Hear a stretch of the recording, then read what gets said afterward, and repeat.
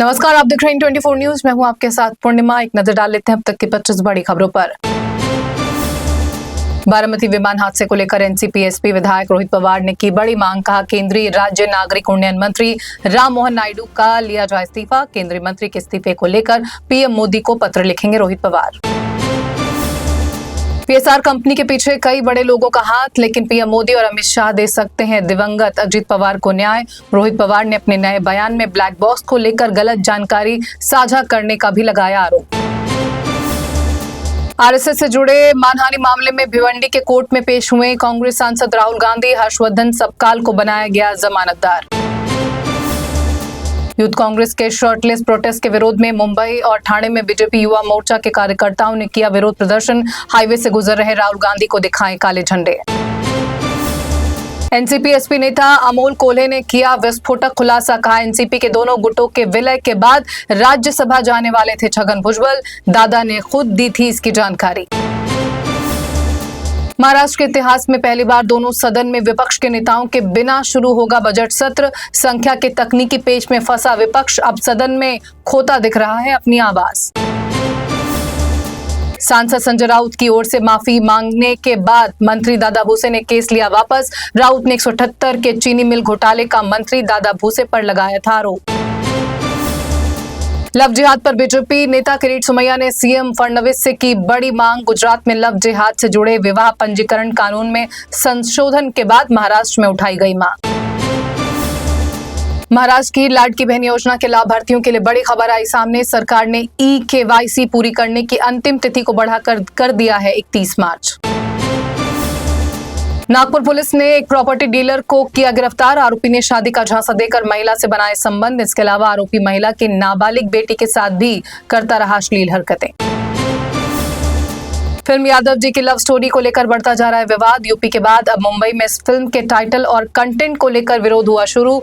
मुंबई यादव संघ ने फिल्म के नाम और कहानी पर जताई गंभीर आपत्ति। मुकेश और नीता अंबानी ने मुंबई स्थित अपने घर एंटीलिया में अमेरिका के पूर्व विदेश मंत्री हिलरी क्लिंटन का किया स्वागत। इस खास अवसर पर ईशा अंबानी भी रही मौजूद। लॉरेंस बिश्नोई गैंग के हैरी बॉक्सर पर शिकंजा। एक्टर रणवीर से मांगे थे 20 करोड़। क्राइम ब्रांच ने लुकआउट नोटिस किया जारी। पुलिस जांच में हैरी बॉक्सर का असली नाम है हरिचंद। यूथ कांग्रेस के शर्टलेस प्रदर्शन के खिलाफ देश भर में बीजेपी का हल्ला बोल। दिल्ली में कांग्रेस मुख्यालय और सांसद राहुल गांधी के आवास के बाहर बीजेपी कार्यकर्ताओं ने किया प्रदर्शन। बीजेपी सांसद मनोज तिवारी भी हुए शामिल।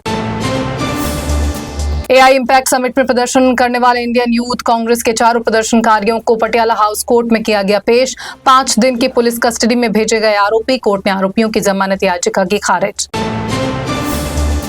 आतंकियों के निशाने पर है दिल्ली का लाल किला और देश के कुछ बड़े मंदिर। लश्कर-ए-तैयबा आईईडी हमले की रच रहा है साजिश। संभावित खतरों को देखते हुए सुरक्षा एजेंसियां अलर्ट।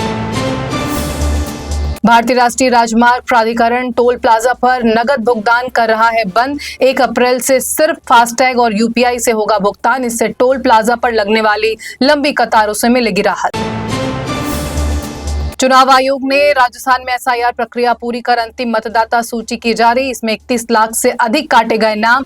5,15,19,929 वोटर्स को किया गया शामिल।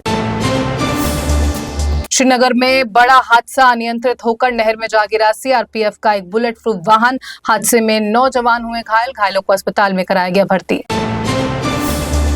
झारखंड के गिरिडीह में झामुमो नेता की हत्या। जंगल में अधजला शव हुआ बरामद।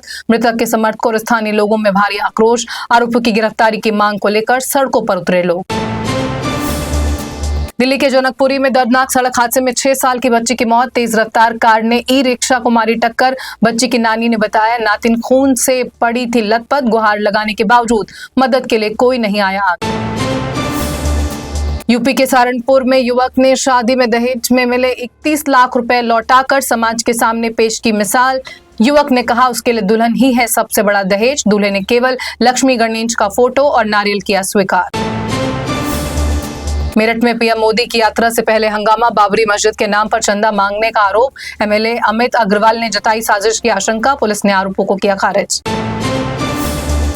यूजीसी की नई गाइडलाइंस को लेकर रामभद्राचार्य का सरकार पर हमला। सरकार को घेरते हुए यूजीसी की क्या थी आवश्यकता, दिया बयान, सरकार को गृह युद्ध से बचना है तो वापस लेना होगा कानून।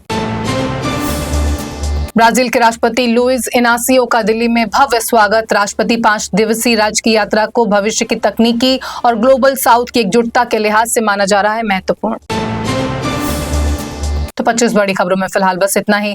देश दुनिया की तमाम खबरों से अपडेट रहने के लिए आप देखते रहें 24 न्यूज। मुझे दीजिए इजाजत, नमस्कार।